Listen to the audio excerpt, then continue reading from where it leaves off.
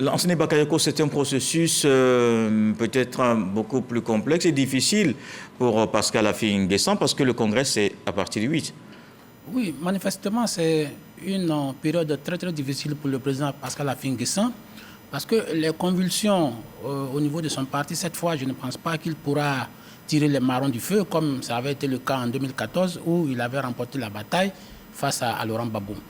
Parce que cette fois, il est très affaibli, d'autant qu'il y a eu une saignée au sein des partis. Je ne parle même pas de la saignée liée au départ des autres cadres vers le PPACI, mais la dissidence actuelle, quand même, cristallise un certain nombre de frustrations qui font que beaucoup de cadres sont avec Sangaré Isiaka qui conduit cette dissidence. Et vous l'avez rappelé tout à l'heure, c'est un courant idéologique, démocratie et valeurs. Mais quand vous voyez hier la réunion qu'ils ont tenue, en tout cas le lancement de leurs activités hier dans un hôtel ici à Cocody, vous voyez bien que ce courant idéologique n'est pas orphelin, parce qu'il y a quand même des figures de proue, des figures de valeur. J'ai pu reconnaître certaines personnes comme l'ambassadeur Anne Niaouré, j'ai pu reconnaître Dabo Godé, Koulibaly Seydou, Diabaté Bey, Boukaï Lobi, on a même pu voir Zadi Jospin. Donc ça veut dire qu'il y a quand même beaucoup de cadres qui ont convergé vers Isiaka Sangaré.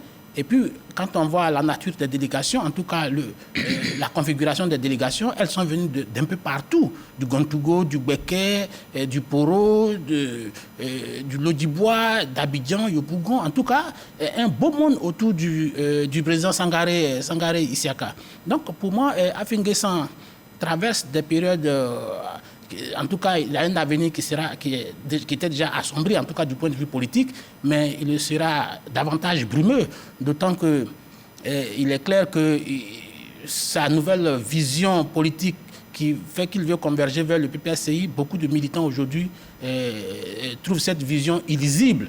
Et donc, beaucoup ne sont pas prêts à monter dans le même bateau que lui, parce que le parti ne peut pas se résumer à sa seule personne. Bon, on avait parlé d'enveloppe, mais aujourd'hui, l'enveloppe vide, le président Laurent Gbagbo avait caricaturé, mais aujourd'hui, manifestement, l'enveloppe vide même ne tient même plus, puisqu'elle est en train de s'envoler.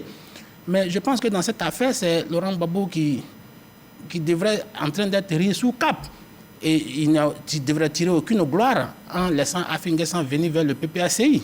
Parce que c'est vrai qu'on ne refuse pas les militants, et on prend tout ce qui vient à tout vent, mais aujourd'hui, lui-même avait dit que c'était une enveloppe vide, mais aujourd'hui, l'enveloppe même a disparu. Donc, je ne sais pas, l'appel de Benoît en direction, enfin, pas forcément en direction d'Affi-N'Guessan, mais c'est lui qui a pris la balle au bon. Je pense qu'aujourd'hui, pour le FPI, c'est aujourd'hui sans objet, puisque Affi-N'Guessan quasiment devrait aller quasiment seul. Il est quasiment esselé, et puis il a perdu toute crédibilité.